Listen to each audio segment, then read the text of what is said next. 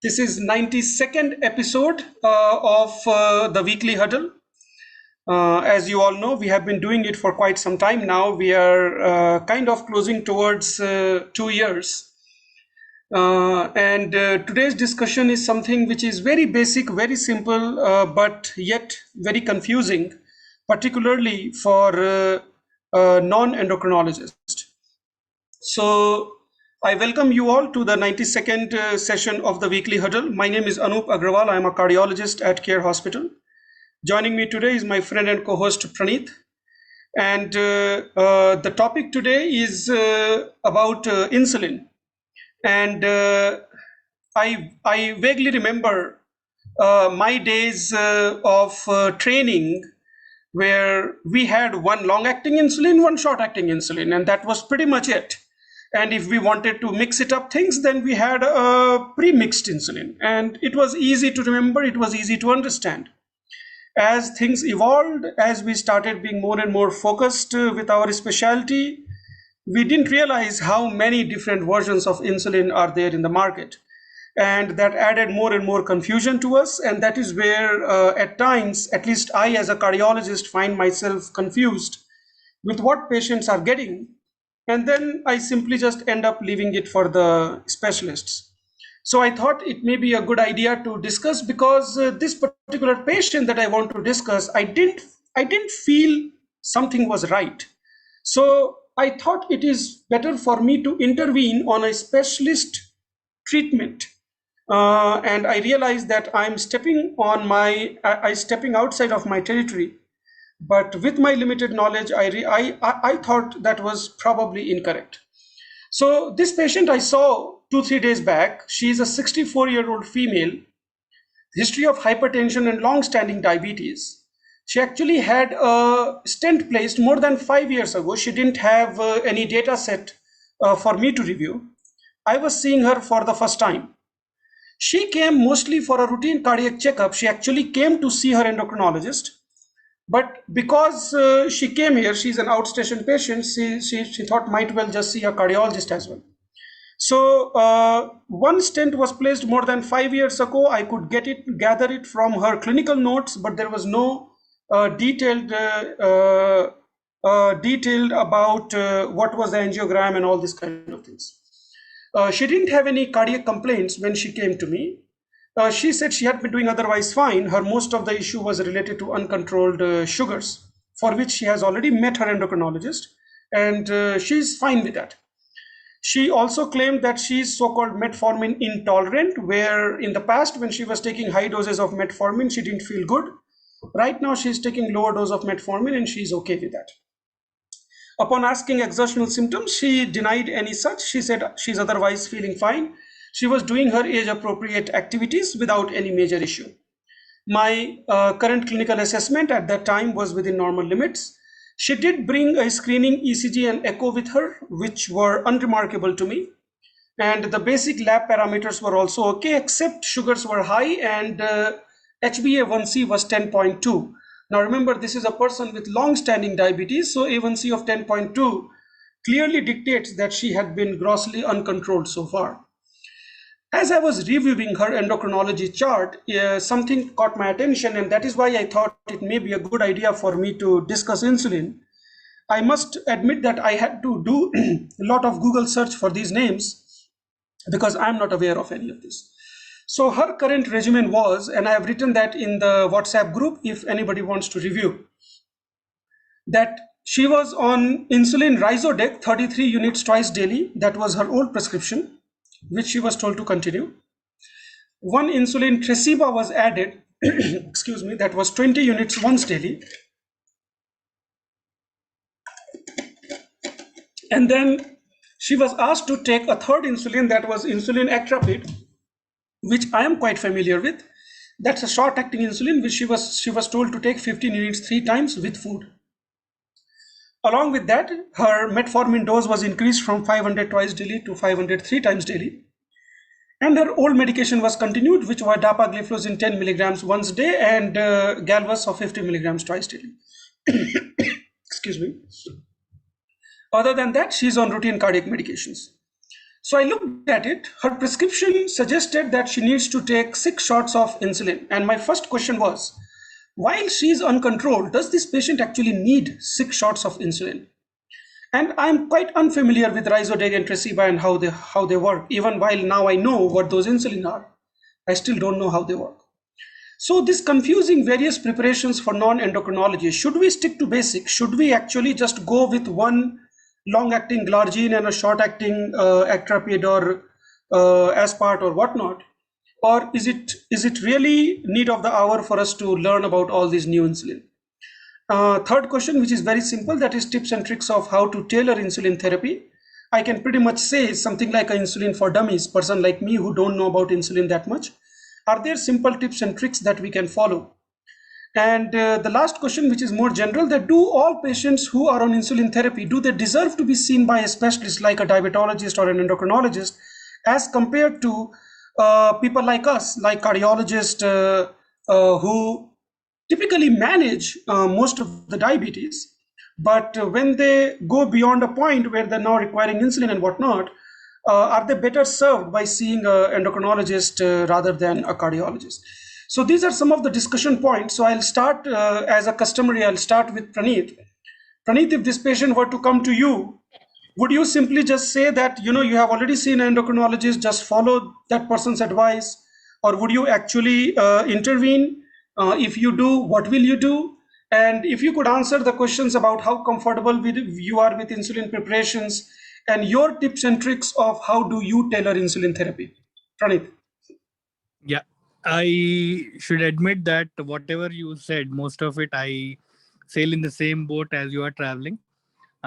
Even my thought process of managing insulin was during the days of medicine, yeah, where you started with the so-called rapid-acting insulin and NPH, that is that insulatard, actrapid, insulatard combinations. And for those who were in a position where you reasonably know what these combinations when they were managing their sugars, you kind of come to premixed insulin, which was available. And then we moved forward, and as you rightly said, there are many molecules which, at least for the sake of entrances, we were reading it, but now I realize that they are available in the market and they are being used left and right. I also do Google or look into the net to verify what is this insulin, whether it is short acting or long acting, and I completely go with the emotion what you said. I'm in the same position exactly as you are in. Now, coming to the questions, again, we are spoiled by, I don't know whether I should say spoiled, or we have the luxury of having a very good endocrinologist in-house, and you really don't need to put in that much effort because it is easy for you to just refer them, and they are there to take care, both being lazy and equally being supportive enough. So I do not pay much attention to it, but I kind of look into whether their diabetes is under control. So I take the responsibility of teaching them about numbers of how much that they need to look into it, about targets and whatnot, because that overall impacts the health of the patient and equally cardiovascular disease or whatever that we talk into it. I do look into their chart sometimes, where if things are okay, I do check with them that they are okay taking the therapy and they are comfortable with the endocrinologist. But if there is any issue with terms of it, then I try to dig deeper and try to understand what is it going on and try to intervene. In this patient, the Rhizodega Tresiba never have I prescribed.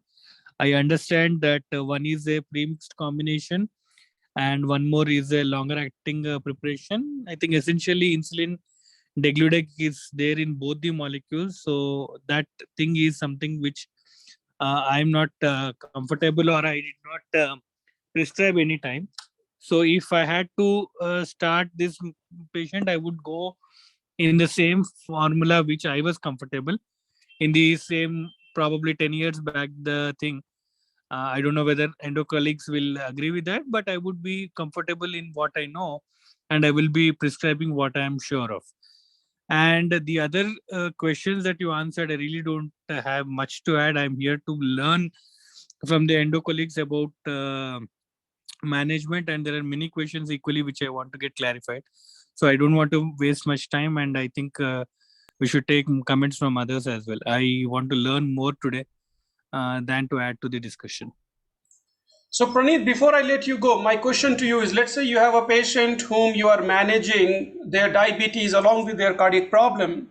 Mm-hmm. And as they progress, you realize that now they need more than 2 drugs, or they need third drug, or they need insulin or whatnot. Do you continue to manage them, or what is your threshold of sending these patients to endocrinologists or a specialist for that matter?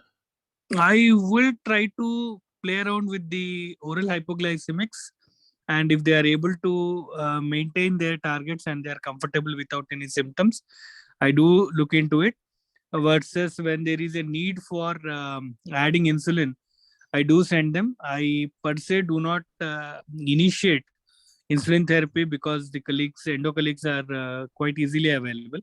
Versus if the patient insists on me to start, be it because of the extra consultation fee that they need to pay, or the extra effort that they need to put into go to another consultation room waiting or whatnot, then I would start myself. And again, I go with my old school thing that I learned during my medicine days, which was 10 years from now or more than 10 years from now. So I would go back to that. But for most of the patients, I would kind of say that this is what I did, and it is always better to go with a specialist. So I would still encourage them to go talk to the endo colleagues of mine rather than me starting insulin or making some things. Okay, Praneeth, I believe that extra cost, as we were discussing a few months ago rather, that should not be bothersome to our patients, because now we have a thing in place in our clinic where if a patient sees a cardiologist and if they need an endo review but they are hesitant to pay that second consultation fee, we can simply just send them to our endo colleague without any consultation fee for that day. At least that way they get the care that is needed. Which I believe that at least that will take care of the money part. Okay, I will continue my discussion, and today definitely I have an endocrinologist. My wife has consciously agreed to be a part of this discussion, and we will be asking Vrinda about the insulin part. Vrinda works at Care Banjara, and a lot of you have seen her in the previous huddles as well. But before I go to Vrinda, I'll just continue my discussion, and who would be a better person than Dr. Shankar to give us his insight of how to manage these patients. Shankar sir, if this patient was to come to you, she has already seen an endocrinologist, this is the prescription in front of you. Is it something that you would find yourself worthy to make changes, or would you simply say you continue what endocrinologist has prescribed? What is your overall take on insulin, and if you could educate us a little bit on the topic? Shankar sir. Good evening to all. Regarding this patient, hemoglobin A1C is 10.2. So all the guidelines by all the organizations like American Diabetic Association, EASD, and American Endocrinologist Association, even in India, RSSDI, they all go for insulin only. So we should reduce it to 7% of hemoglobin A1C. That will be brought down by drastically only with the insulin or with the sulfonylureas. But here the sugars are highly uncontrolled, and hemoglobin A1C is 10.2. Already the patient is on a Rhizodec. Rhizodec is a combination of degludec and aspart. Degludec is a long-acting insulin, and aspart is a designer insulin, is a short-acting one. So it is a combination of degludec and aspart. So when we give in the morning, for example, it will act for immediately. It will act on the sugars, and the long-acting will act for hours together. But so that is the beauty of this insulin. But it can be given even in the postprandial post-breakfast blood sugars or postprandial lunch sugars are more, we can give single injection in few of the cases. Only one injection of Rhizodec. But here, the patient is already on 33 units of Rhizodec. That is a combination of Degludec and Aspart twice daily. That means a total of 66 units patient is taking. So here, the Degludec in the short half-life is 25 hours. So it is a long-acting one. It is that is the only the drawback with the Rhizodec is it is more long-acting. Of all the long-acting insulins like insulin glargine, U100, U300, and NPH insulin, but this is a very ultra long-acting. This is a Rhizodec. So when you give twice daily, there will be somewhere there will be overlapping of these insulin. So patient will experience hypoglycemia. That is why we have to split this insulin into physiological schedule, like 3, that is prandial insulin and basal insulin. So prandial means the bolus insulin that acts on the only the post meal only, and a basal insulin, it will act for 24 hours. It will keep the insulin levels at a level. So here I split that's why already split. So 65 units, 66 units is split into basal insulin, basal insulin 20 units, and prandial insulin, that is bolus insulins, short-acting insulins, into 3 times. That is before breakfast, before lunch, before dinner. So patient has to take 4 times: before breakfast, before lunch, before dinner, and at bedtime he has to take 1 long-acting insulin. Here, patient, the both are equal. Actually, there are minor differences are there, comparative studies. That is Tresiba. Tresiba is a Degludec alone. And Uglargine 300, which is ultra long acting also, now it is available in the market. It is comparatively cheaper compared to Tresiba. I prefer to give Uglargine 300. If the patient can afford the Degludec, we can give. But if the patient cannot afford, then I prefer to give Uglargine 300. The dosage also will be little less with this Uglargine 300. So, to reduce the total dosage of insulin, and also to tackle the ominous uptake, there are more than 8 mechanisms to produce hyperglycemia, but now even dirty dozen also there. So to tackle all these mechanisms of hyperglycemia pathways, so we have to give, to reduce the dosage of insulin, to tackle all these the ominous uptake or dirty dozen, we have to go for oral hypoglycemic drugs. The oral hypoglycemic drugs, except the sulfonylureas, we are worried about hypoglycemia. But very good molecules are there. SGLT2 inhibitors, they reduce the weight, and at the same time, their cardiac safety and renal safety, and there is no hypoglycemic burden.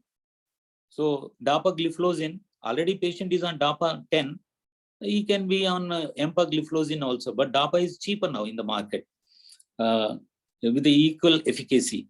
EMPA, we can go up to 25 milligrams. Then second drug, DPP4 inhibitors. In that DPP4, already the patient is on Galvus, that is a vildagliptin. But endocrinologist's point of view, it is till recent, it was not approved by the FDA, and no robust CV outcomes. And most of the patients, diabetic patients, will have some amount of derangement of liver function in the form of fatty liver, NAFLD, NASH, and all. So I don't prefer to give vildagliptin in this case. So I go for either sitagliptin. But now the linagliptin, which was available in the market for 50 rupees a tablet, but now it has come down to 8 rupees. So I prefer to, and linagliptin in the Carmelina trial, in the Carolina trial, so it is proved there is a CV safety. So I prefer to give linagliptin 5 milligrams. The maximum dosage is 5 milligrams only. We can give, instead of vildagliptin, I can give only linagliptin 5 milligrams. Teneligliptin, there is a QT interval prolongation in that we don't give here. And so amongst the DPPI inhibitors, the DPP4 inhibitors, I prefer to give linagliptin here. And metformin, also the cardiac safety is there, and the renal parameters are good. The eGFR and the serum creatinine are within normal limits, then we can go up to 2 grams of metformin. If the GI symptoms are there, we can reduce it and we can stop it also. So having said all these things, oral hypoglycemic drugs, these 3, and basal bolus. The basal is either euglargine or the degludec.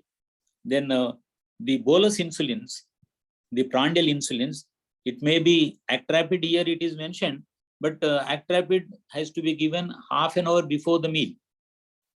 So I prefer to give designer insulin like Aspart or insulin Lispro or Glulysin. So it is available in the market as a Nova Rapid. So we can give, the patient is taking Tresiba or euglargine 300, we can put him on Nova Rapid, which can be given 5 minutes before the meal. Then after adjusting this physiological schedule of basal bolus insulin and 3 oral hypoglycemic drugs, then we have to ask the patient to go for SMBG, self-monitoring of the blood glucose, fasting, and 3 times postprandial, post-breakfast, post-lunch, and post-dinner. And depending on that, there are calculators are there. We can increase the prandial insulin either before breakfast or before lunch or before dinner, and we can reduce it to, we can reduce the hemoglobin A1C to preferably at 7. This is my take of points. Sir, few questions. You said Digludec has got a life or action time of duration of 24 hours. So when you give this combo medicine twice daily, don't you think that that will actually cause more hypoglycemic episode? Like Rhizodeg has got Degludec, which is a 24-hour drug. So if we give it twice daily, wouldn't it actually cause accumulative effect and hypoglycemia? That is why we have split it here. It is not now we are not giving a premix because there will be overlapping at somewhere, because the half-life of Degludec is 25 hours. So it acts, its action will be beyond 36 hours also, practically. So that's why twice daily if we give, definitely there will be occurrence of hypoglycemia. That is why we have split it into basal bolus regimen. Basal bolus regimen is a physiological schedule of insulin release in the body. So each meal there will be secretion of the insulin will be there. So we give just like a it matches the physiological phenomena. So one euglargine 300 that acts for 24 hours. And with each meal, we give bolus insulin. That is the prandial insulin, which is the designer one, which is the insulin aspart or Lispro. And Shankar sir, I'm sure that you have a very robust diabetes practice since you have been in this business for quite so many years now. I would guess maybe 3, if not 4 decades. What is your threshold of sending these patients to endocrinologists? My referral to endocrinologist is the patient is naggy, he doesn't adhere to the regimen what I prescribe, there is no proper compliance, then I will leave my headache onto the endocrinologist. So. Fair enough, sir. Fair enough. Absolutely. Okay, I'll move on. We have Dr. P.V. Satyanarayan with us. Sir is a CT surgeon with a very special interest in human physiology and dietetics and metabolism and whatnot. Sir, things that you would like to add in today's discussion, particularly related to insulin and what a non-endocrinologist should know about these things? At the outset, thank you very much. I hope I'm audible to Yes, sir, Dr. Samraju and Dr. Anoop, allowing me to speak in the big intellectual people with all the experience in diabetology. Only I can claim my experience with diabetes because during the post-coronary bypass surgery, 24 hours we used to monitor the blood sugar in the diabetic patients, and we have to treat all those things with the minimal help from the one consultation a day from endocrinologist.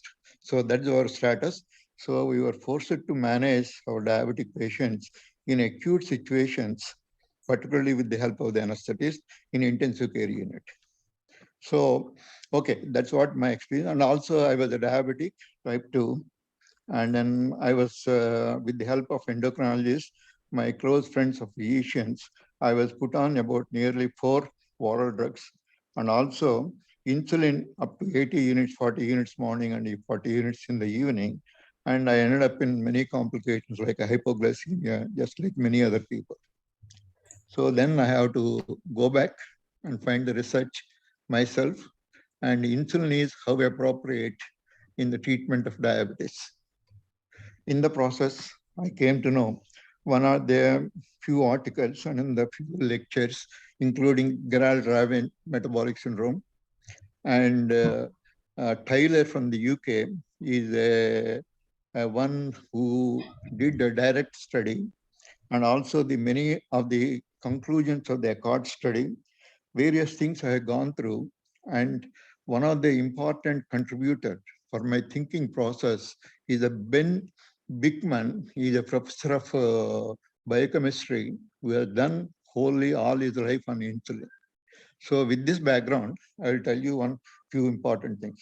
All these years, particularly type 2 diabetes, we are looking from the angle of a blood sugar management. First time, we have to think in a different manner. We have to think in terms of the insulin management. So if you can make measurements in all the diabetic people and their serum insulin levels, and also their HOMO-IR is the one which is a measurement that tells you the how much of insulin resistance is there. And based on these two things, Joseph Kraft designed a regime, and the insulin resistance is the cause for type 2 diabetes. The cause for insulin resistance is the insulin itself. So all these people whom I'm quoting, they all feel insulin therapy in type 2 diabetes is most inappropriate. And also, even like sulfonylurea, which increases or stimulates the pancreas to secrete the insulin, is equally inappropriate. Like the other drugs, what our learned professors said, like SGLT inhibitors and metformin, these are the things which will reduce the insulin resistance, particularly metformin through its AMPKG. It reduces the insulin resistance, and that may be the appropriate drug. Okay, when the important thing is, if chance gives for me, I am managing some of these patients who come to me. By managing a dietary regime, at least about 80% of the people, they're off within 6 weeks, the insulin regime, whatever that may be. If they are less than 5 years, they respond well. If they've got a more than 8 years insulin-dependent diabetes, they take longer time. The most important thing here, the insulin resistance is the cause for type 2 diabetes. And if you give insulin or insulin secreting drugs like sulfonylureas, and you are increasing the problem rather than decreasing.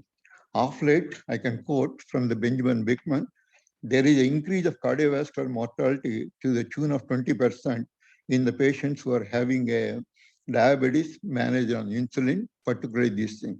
And also insulin increases the chances of people getting into the higher morbidity and mortality because of the cancer, erectile dysfunction, and many, many other side effects, including bladder cancer, particularly SGLT inhibitors secreted in the urine and causes a lot of urinary tract infections, and also including the bladder cancer. So in view of all these things, there is a regime today available with a simple diet, stopping your carbohydrates to 20 grams and appropriate proteins, and giving a healthy fats, probably low carbohydrate and a high fat diet, or a healthy fat diet.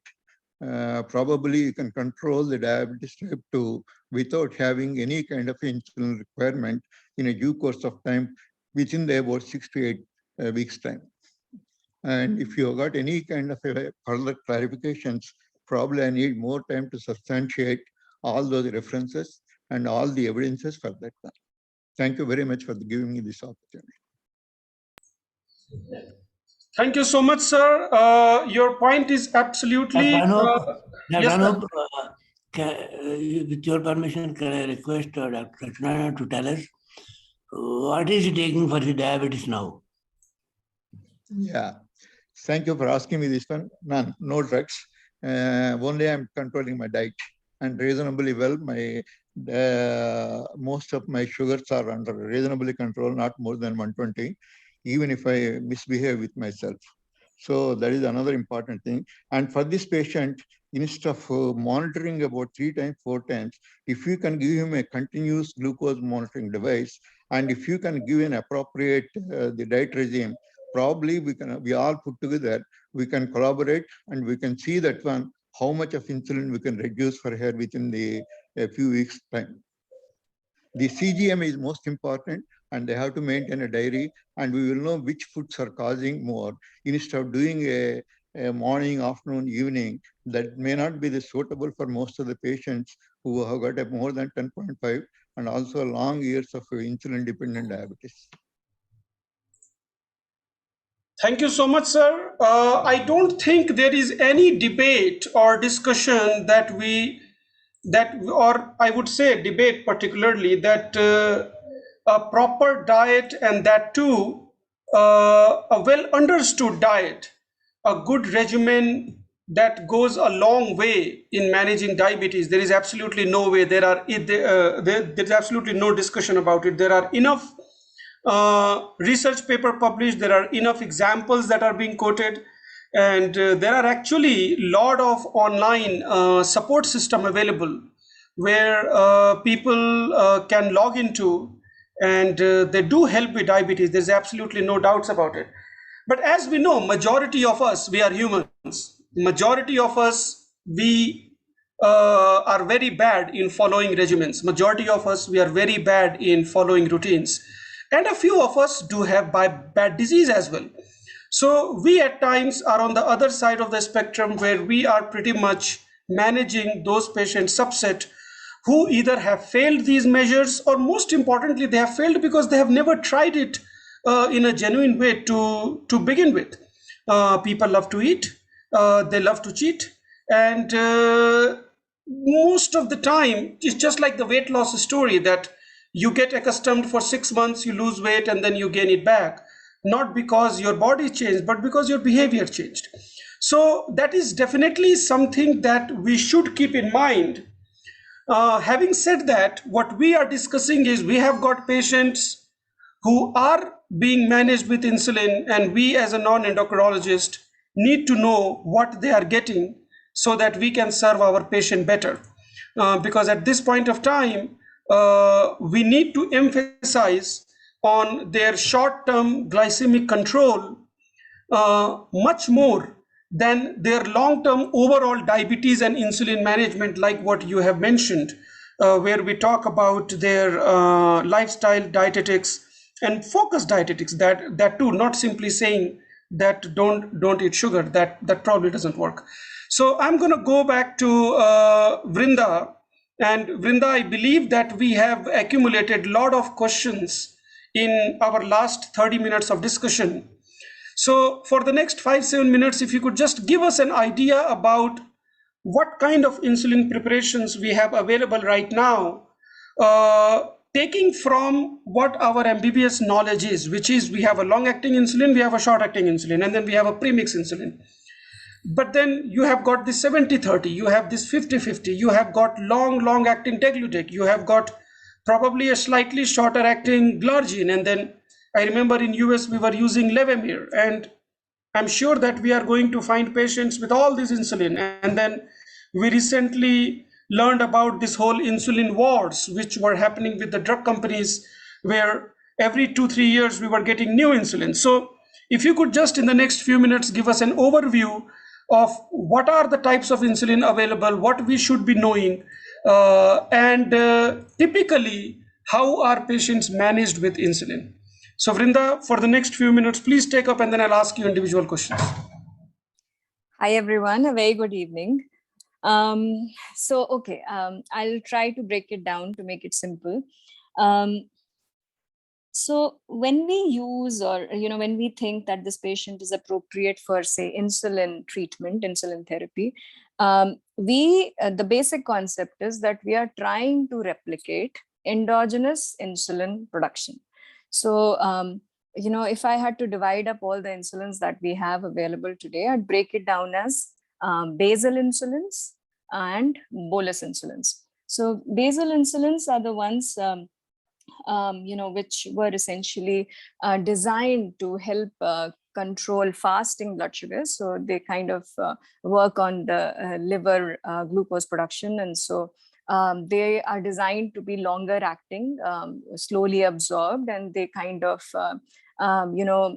give a fasting blood sugar control.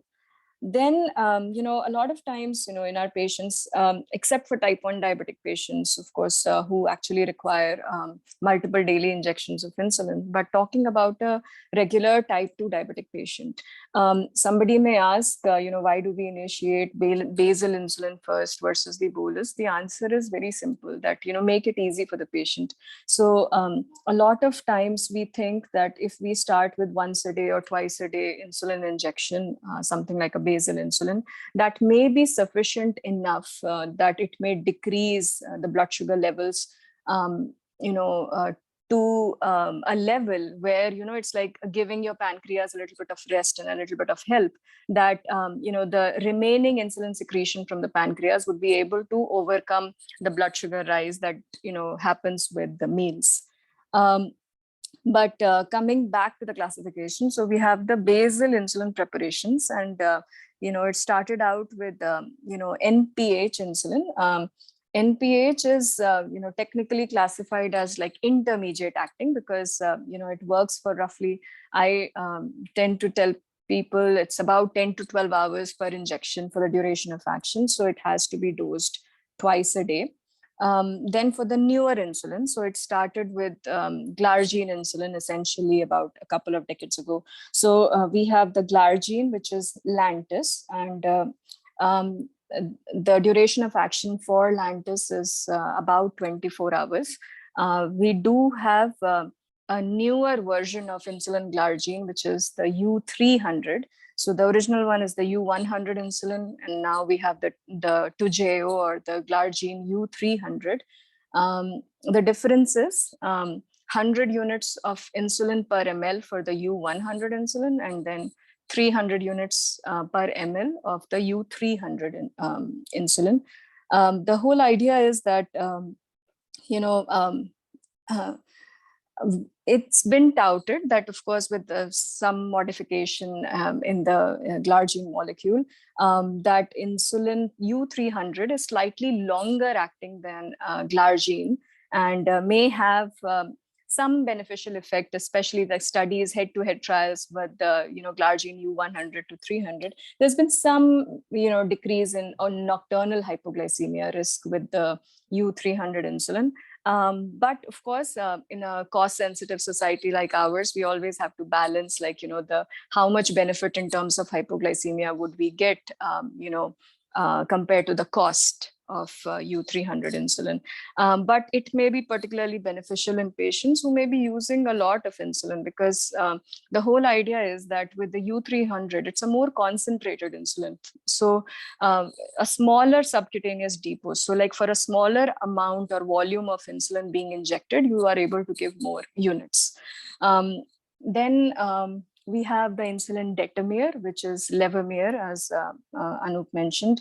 Levemir duration of action somewhere less than 24 hours, so ideally dosed twice a day. And then the same company, one which produces levemir, came out with the insulin degludec. So degludec is the ultra long acting insulin. Duration of action, as Dr. Shankar mentioned, more than 42 hours, half-life of 25 hours.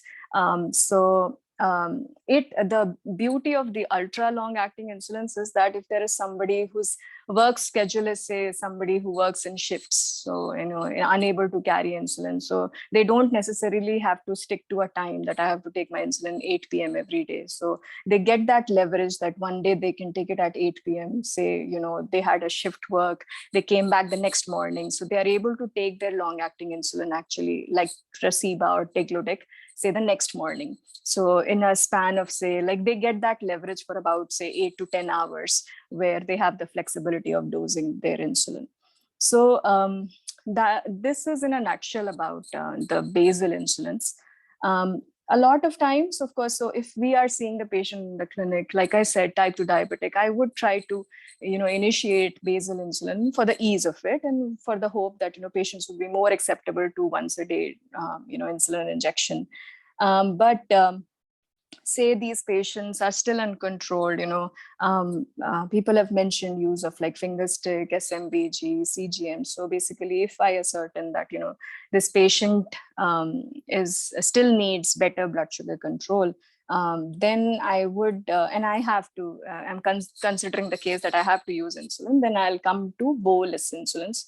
So bolus insulins are essentially designed with the concept that you have to control for the sugars that go up after a meal. So it started with the regular insulin. So regular insulin was the closest to the endogenous human insulin. And, it is, how it works is basically it's very slowly absorbed. So it has to be given about 30 minutes before food.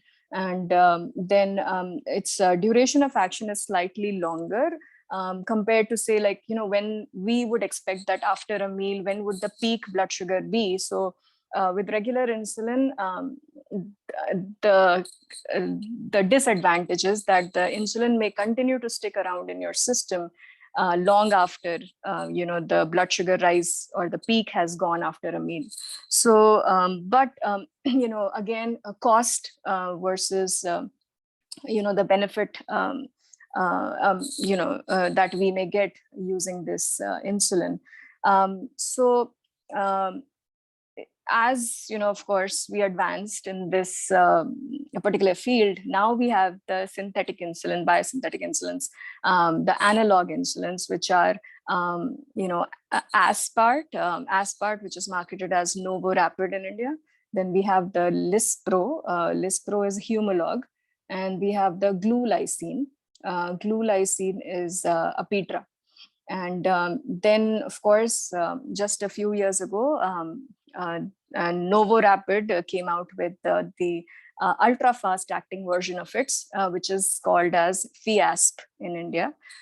Again, all these insulins, the way they differ from the regular insulins are they are faster acting. So they tend to start working within 5 to 10 minutes of taking the insulin. So, I the patients can essentially, have the meal ready on the table and they can inject the insulin and start eating. And these insulins, the faster acting insulins, actually more closely mimic the blood sugar rise and the peak and the duration of action for optimal blood sugar control. And reducing the risk of hypoglycemia at a later time, which is there with the regular insulin. Again, cost is a factor. So usually, the faster acting insulins, the analog insulins are a little bit more expensive compared to the regular insulins. So this is in a nutshell. And then we talk about the premix insulins. Like this patient, she was taking Rhizodeg. So Rhizodeg is a combination of the newer insulins, Degludec and Aspart. So technically, what I mentioned, Degludec is an ultra long acting insulin. So first of all, I would not dose Rhizodeg twice a day for a particular patient because I'm giving a basal insulin, which is supposed to be working for more than 25, 40 hours, whatever. But the Aspart, so for this patient, say I had to manage on, say, Rhizodeg and bolus insulin, I would have considered using Rhizodeg once a day, which is, which can be dosed before a meal, a particular meal of the day, because it has Aspart, which is the bolus insulin. And then I would combine it with Aspart before lunch and before dinner for, say, we were using this insulin. So Rhizodeg is one of the newer insulins.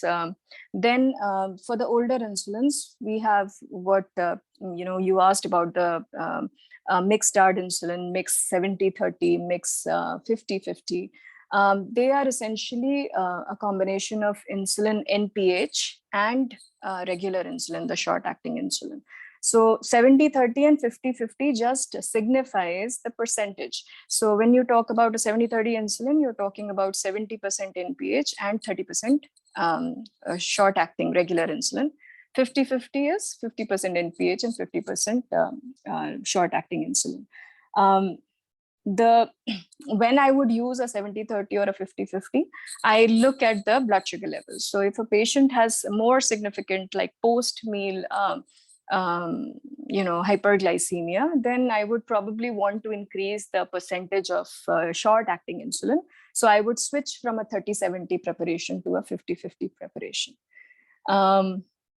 When people say, like, why 4 shots a day with basal bolus insulin therapy versus using a premixed insulin, 2 shots a day, you could categorize it as how I break it down for patients: number of injections, cost, and flexibility in terms of controlling your blood sugars. So definitely for premixed insulins, I'm excluding Rhizodeg here. For premixed insulins, cost is in favor of them. A number of injections is in favor of using premixed insulins, but because these are already mixed, these are pre-mixed insulins. So suppose if there is a patient with more post-meal, hyperglycemia, fasting is actually, say, 100, 102. And then some patients may present with like post-lunch hyperglycemia. So if I want to increase the dose of these medications to adjust to their blood sugar levels, it is a little bit more challenging because there is always going to be a risk of hypoglycemia. Say for fasting of 100, if I increase the dose of premixed insulin, there is a chance that this patient may develop nocturnal hypoglycemias, even though if I'm able to achieve their post-meal blood sugars to the target. So the flexibility, the ease of achieving a more targeted blood sugar control is less with the premixed insulins. So that's my take on it. So Vrinda, you answered that question of 30-70. So when we give IV insulin, what insulin do we give when we give IV? So short-acting insulin. So it's about the duration of action. So we prefer using regular insulin based on the mechanism of action. So short-acting insulin is used for IV preparations. So what happens if you give Actrapid or Lispro IV? What will happen? Or Fiasp? You can give FIASP. You can give, so short-acting, faster-acting insulins can be given as IV. And IV, all of these insulin, they will work immediately, right? Yes, yes. Okay. So you're able to achieve a more stable, like more smoother blood sugar control, because you're not giving all the insulin at one time, like a sub-Q depot. So, and then other factors also come in, but that's why we use like IV insulin in ICU critical care kind of settings, because a quicker onset of action, and you can predictably adjust the insulin doses.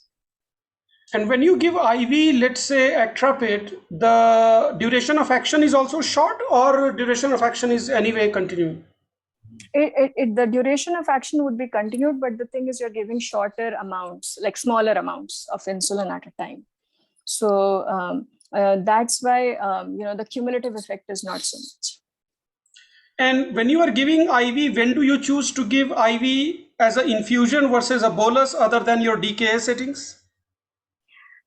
So largely, I think so. IV in situations, critically ill patients, say intubated, sedated, or feeding is an issue. Like if these patients are on TPN or RT feeds, not taking PO. Of course, you mentioned DKA. So I think where I need that flexibility, when to stop the insulin infusion, when to adjust it. I think that's when I'll prefer. So one basic rule: if patient is not taking PO, then I would probably prefer to go on an insulin infusion. When do we use like just a bolus IV? When patient is hyperglycemic, needs quicker control of blood sugars, say going in for a procedure, require like quick blood sugar control within half an hour, 1 hour. So I'll just push an IV push of regular insulin. And then one more question that came in the chat box is there a role of routinely checking C-peptide levels or insulin levels? I know that Dr. Satyanarayan did mention about using insulin level as a marker of insulin resistance to further substantiate their overall diabetes plan. But in our routine day-to-day care, is there a role of checking these lab values? So the obvious differentiation that it would help with is, a type 1 diabetic or a type 2 diabetic. There are some patients, we have this entity which is called as the latent autoimmune diabetes, LADA of adult. So sometimes there may be a need to differentiate. These patients may be on oral hypoglycemics. You don't see any glycemic improvement. So there may be a need that you might want to check their insulin C-peptide levels routinely. Like, again, as I mentioned, there is definitely value to checking insulin C-peptide levels, especially before initiating treatment, because I think, it actually helps even like, visibly, you can actually teach your patients that, your C-peptide level or insulin level is very high, it kind of points towards insulin resistance. But if you ask me how it practically may help me in, helping out my typical type 2 diabetic patients, a lot of it is, based on the phenotypic, like the appearance of the patient. Type 2 diabetes, as Sir mentioned, that it's largely insulin resistance. So I know that these patients, like their insulin levels will come out to be high initially. My thought process is, in fact, that is what I actually learned early on, when I was in the US too, that we should in fact promote the use of insulin, like as an early on, like treatment after metformin, because a lot of times, like even in this has been shown in the research too, that early insulin initiation actually may help reduce that hyperglycemia to the order that patients may be able to come off their medications. They may be actually able to control their blood sugars better with like minimal use of medications, diet, or exercise alone. So like what I'm trying to say is that the decision to start insulin on a patient is not necessarily dictated for me based on the insulin C-peptide levels. I may consider it on a case-to-case basis, if I think it is going to change my plan of action, that, oh, I shouldn't start the patient on insulin treatment. And plus the cost, I think, cost and availability also. Thank you, Vrinda. I'll ask Somaraju sir for his comments about today's discussion.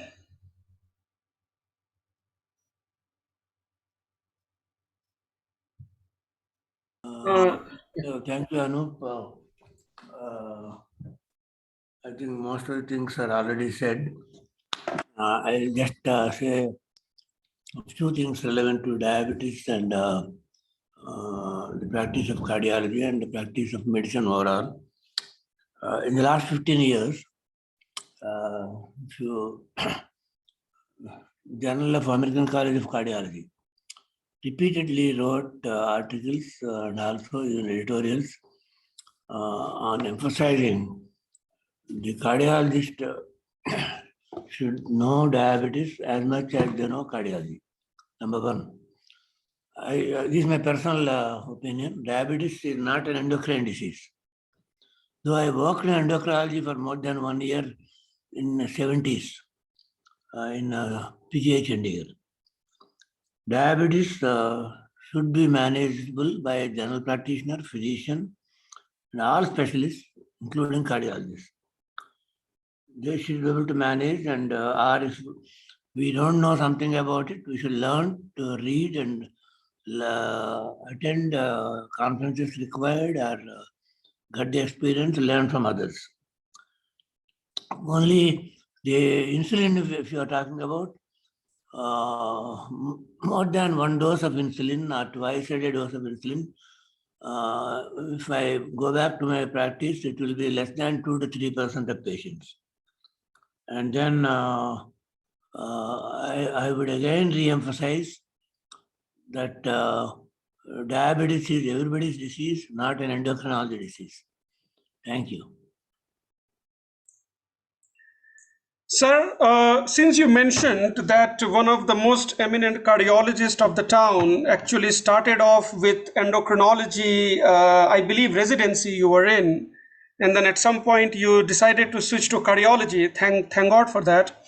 But I know the story, but if you could just share the story with our attendees, if you don't mind, why did you make the switch? Actually, that has nothing to do with endocrinology not being a good branch, etc. And my interest those days, and probably now things may be different, is I was particularly interested in clinical cardiology. Endocrinology was not that clinical a branch as I wanted it to be.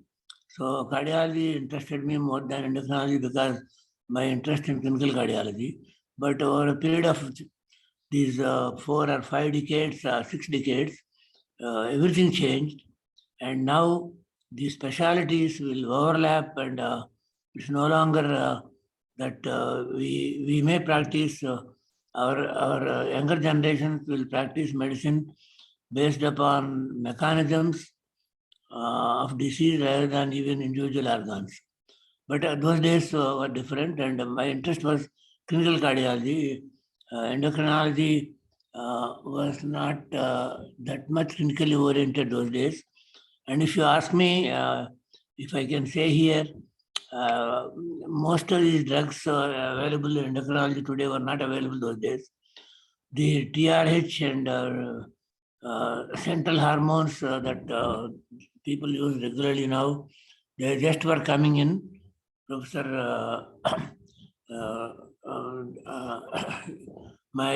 our professor was Dr.